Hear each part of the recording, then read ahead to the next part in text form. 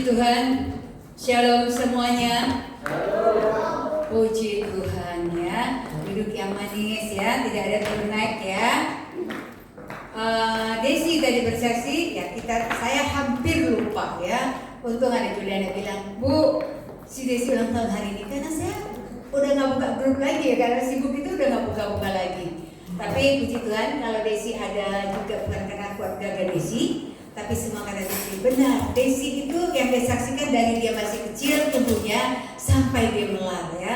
Tapi kalau ada orang jealous berkata, kok lo masih ya bisa, itu artinya apa? Maksud lo, gitu loh ya. Maksud lo, rumah Tuhan itu apa? Kita harus ganti-ganti ya. Setahun ini gue di sini, tahun ini gue kesana gitu ya. Tapi Tuhan berkata kepada kita harus setia ya. Itu firman Tuhan, setia. Karena kenapa? Zaman Desi udah pada pindah. Jadi mungkin ada yang bilang, lah kok Tito sama Desi masih awet aja sih pada di situ gitu ya.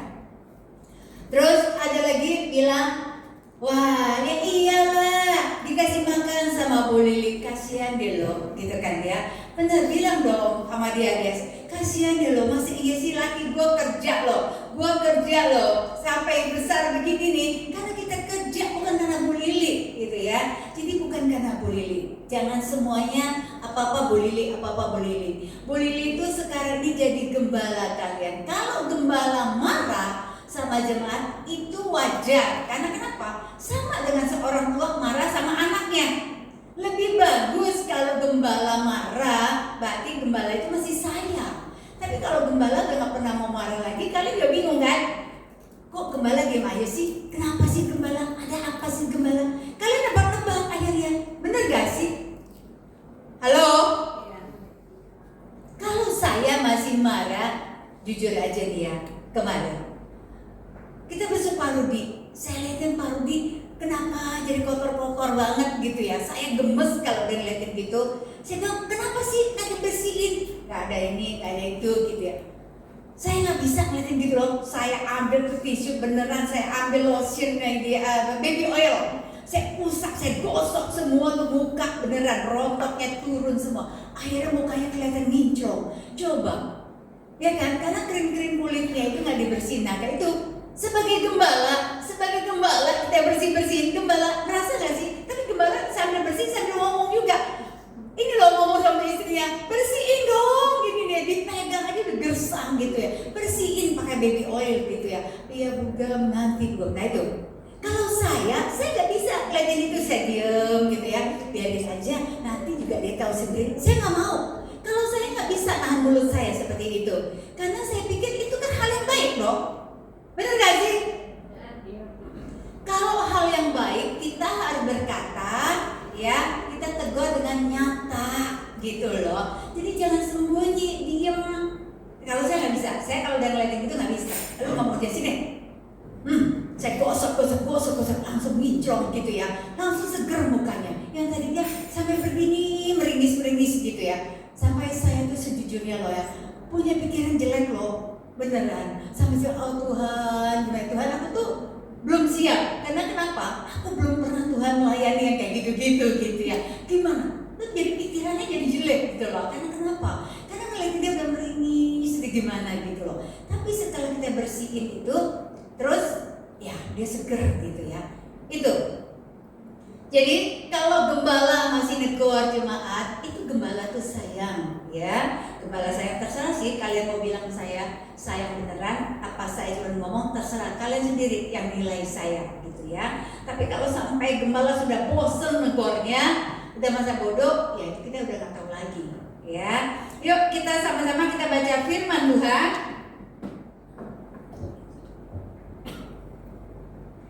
Mazmur 136 ayat 1 sampai 26. Oh, banyak sekali ayatnya ya.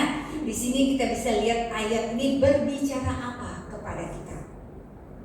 Mari kita sama-sama baca, kita bagi berdiri ya. Nanti duduknya lama gitu ya. Kita baca sama-sama ayat 1 sampai 3 dulu ya. 2, 3. Bersyukurlah kepada Tuhan sebab Ia baik, bahwasanya untuk selama-lamanya kasih setianya.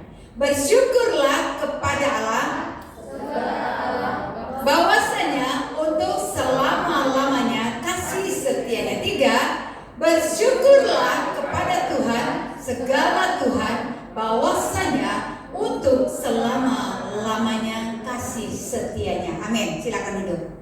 Coba jemaat baca ya, dari ayat 1 sampai 3. Kata-kata firman Tuhan adalah bersyukurlah kepada Tuhan. Itu 3 ya. Jadi di sini tema kasih setia Tuhan kepada kita. Kita baca sampai ayat 26 itu ada 26 kali Tuhan berkata bahwasanya untuk selama-lamanya kasih setia Tuhan. Nanti baca di rumah ya. Sejujurnya saya juga baca firman Tuhan bolak-balik. Baru lo nemu ini yang benar-benar kita mudeng gitu ya. Seringkali kita baca firman Tuhan berkali-kali, tapi kita nggak mudeng gitu ya. Tapi ini benar-benar baru mudeng 26 kali. Ayat 136, ayat 1 sampai 26 Tuhan berkata bahwasanya untuk selama-lamanya kasih setia Tuhan. Kasih Tuhan itu untuk selama-lamanya buat kita. Kasih kita sampai di mana buat Tuhan? Halo. Kasih Tuhan ya, nanti baca ya, ini PR baca supaya kita mengerti bahwasanya untuk selama-lamanya kasih setia Tuhan kepada kita. Kadang-kadang kita memberi kasih kita kepada Tuhan itu antara Senin dan Kamis. Ya, Senin Kamis kata orang dunia, ya. Kata orang dia Senin Kamis tuh. Tapi Tuhan memberi kepada kita kasih-Nya. Itu tidak pernah Tuhan lupa memberi kasih kepada kita. Itu. Jadi kita itu jangan sampai kasih Tuhan itu kita lupa bahwa Tuhan itu mengasihi kita setiap saat. Kalau kita ada, kita duduk di sini ini bukan karena kita hebat. Berkali-kali saya katakan semua karena kasih Tuhan kepada kita. Tuhan itu terlalu mengasihi kita. Bahwa kita itu harus apa sih yang harus kita balas kepada Tuhan? Balas dengan kasih, beribadah dengan taat dan setia. Ya, cintai Tuhan. Kalau kita sudah sakit, udah nggak bisa ibadah, kita udah nggak bisa ngomong apa-apa lagi ya. Beneran. Kemarin kalau di saat kita besuk Pak Rudi, di satu kamar itu ada 5 apa 6 gitu ya, lupa saya. Terus kan kita tahu ya satu bangsal itu kan bermacam-macam orang. Kita nggak tahu dari mana dan dari mana dia. Dia pegang dia cinta Tuhan kah, dia anak Tuhan kah, atau dia bukan kah, kita juga nggak tahu. Tapi Pak Rudi itu begini loh, buka mata dia bilang setan, kata dia setan. Nah kita nengok dong, dia nunjuk setan, kita juga nengok ya. Padahal dia lihat, kita nggak lihat ya gitu ya. Setan, kenapa? Kok ada setan? Dia bilang orang itu awalnya kelihatan mukanya, tapi lama-lama setan. Terus dia tutup aja lagi ya. Kita ngobrol gitu. Terus dia nengok lagi di horden, setan gitu kan. Wah saya bilang ini sih kita tahu lah ya. Setan tuh memang ada di mana-mana. Apalagi orang sakit begitu memang gangguannya juga banyak gitu ya. Karena kenapa? Karena mungkin dia juga udah tarik-tarikan sama malaikat ya kan. Tarik-tarikan juga sama Tuhan yang ada di situ gitu ya. Jadi saya bilang, Dek bawa minyak urapan kan? Bawa deh. Terus kita urapi semua dari ujung rambut sampai ke ujung kaki, semua ranjang sampai ke lantai gitu ya, sampai di hordengnya kita urapi semua gitu ya. Karena dia sebenarnya setan gitu ya. Nah kita nengok sih, pas bilang setan kita juga nengok, tapi kita nggak melihat, tapi dia melihat. Karena kenapa? Kita juga nggak tahu kenapa dan mengapanya ya. Tapi satu hal yang kita tahu, setan memang ada di mana-mana. Maka kita harus kuat-kuat di dalam Tuhan. Kita harus kuat-kuat bersandar dan berpegang kepada Tuhan. Karena setan itu ya, kalau kita meleng, dia akan masuk. Kalau kita meleng, kita tidak ada firman Tuhan dalam hidup kita, tidak ada Tuhan dalam hidup kita. Dia juga akan noel kita, gitu loh. Setelah kita berdoa, dia sepertinya tenang. Setelah besoknya saya tanya sama istrinya, masih enggak dia setan? Oh udah enggak, katanya gitu kan. Puji Tuhan, ya, puji Tuhan. Terus coba foto dong, saya pengen melihat mukanya seperti apa lagi gitu ya. Karena saya lihat sebelum kita datang itu, saya ngeliat mukanya tuh, aduh nggak tahu deh, kayaknya jelek banget gitu lah ya. Jelek banget, putih-putih semua, apa sih gitu ya. Tapi tapi setelah dikirim waktu itu ya udah seger gitu. Kemarin yang saya kirim ke grup itu antara mukanya sebelum dan sesudah kita berdoa yang dibilang oleh setan gitu ya. Jadi itu loh, jadi kalau kita ada di dalam Tuhan, kita tuh harus percaya Tuhan tuh ada dalam hidup kita. Kalau kita tidak ada di dalam Tuhan, setan bisa datang kapan aja dan di mana aja.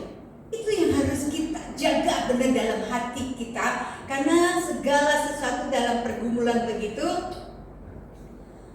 ya kita nggak bisa mau gimana dan gimana ya, karena mereka ya saya bilang kalau kita percaya, kita memang harus kuat di dalam Tuhan. Kita harus sandarkan hidup kita kepada Tuhan, karena kita tidak bisa berkata apa-apa kalau tanpa Tuhan dalam kehidupan kita.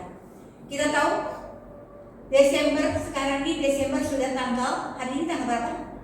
Tanggal 7. Sebentar lagi sudah di ujung, sudah tahun baru lagi.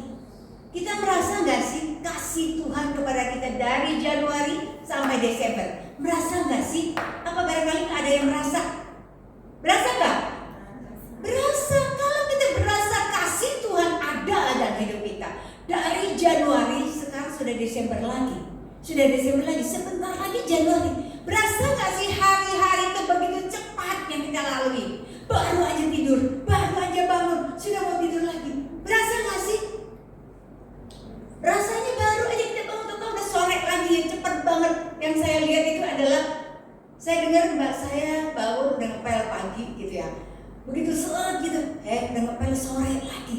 Jadi waktunya itu loh begitu cepat yang kita rasakan.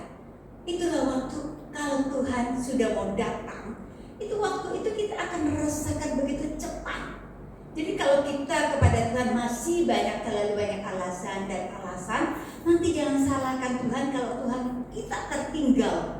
Jangan sampai kita itu tertinggal ya. Jadi kita harus kuat di dalam Tuhan, harus cari Tuhan itu, harus semangat dan semangat. Biarin aja orang mau ngomong apa di luar saya. Kok betah amat sih kamu? Masih tetap di Kurnia, betah amat sih kalau gua mau udah pindah di sana. Terus pindah itu menjamin kita selamat. Terus kalau saya tetap di Kurnia, terus tidak menjamin kita selamat. Dimanapun kita berada, satu adalah yang Tuhan minta adalah kita setia kepada Tuhan. Jadi bukan pindah-pindahnya jemaat, bukan hari ini pindah di sana, bulan depan pindah di sana, bukan itu. Tapi satu hal, kalau ada orang yang ngomongin kalian, kok betah amat sih, gitu ya. Tahu nggak jemaat? Di luar sana banyak orang berkata seperti, enak ya di Kurnia, enak loh, wow keren banget loh, bagus banget. Sebaliknya juga ada orang yang berkata seperti itu. Terus kita mau dengar yang mana? Kalau kita mau dengar omongan orang, gak akan ada kelarnya jemaat. Jadi si A 10 orang aja, yang satu ngomong begini, yang dua gini, yang tiga begini, itu. Jadi gak ada kelarnya. Positif yang harus kita dengar yaitu, gua datang, aku datang di situ, aku datang ibadah, cari Tuhan, bukan cari seseorang. Mau siapapun yang melayani, mau siapapun yang ada di situ, tapi aku tahu Tuhan ada di situ. Amin. Itu. Mau Juliana zaman di sini emang gak dikit yang ngata-ngatain. Tante, kalau dia masih ada di situ, lihat aja tante, banyak orang begini. Nah itu. Jadi banyak orang menghakimi juga. Karena kenapa? Orang gak suka dengan seseorang, ya kan? Jadi keluarlah kata-kata manisnya seperti itu. Demikian juga Desi, waktu ketemu orang begitu, mungkin ada orang yang gak suka dengan saya, ya kan? Ada orang gak suka dengan saya, lu masih betah aja di situ. Maksud lo, harus keluar gitu, ya? Itu.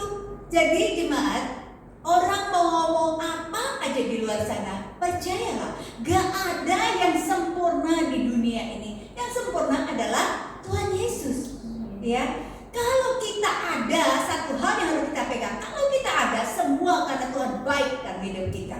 Bahwasanya untuk selama-lamanya kasih setia Tuhan. Jadi kita hidup bukan karena omongan orang. Kita hidup bukan karena omongan tetangga. Kita hidup bukan karena teman yang sudah keluar dari sini. Orang itu adalah pro kontra, ya kan ya. Kalau yang sudah keluar dari sini, dia nggak suka dengan siapa, dia pasti ngomonginnya nggak enak, ya. Kalau masih ada di situ, ya kita itu orang luar berkata enak di sana ya. Wah kalau A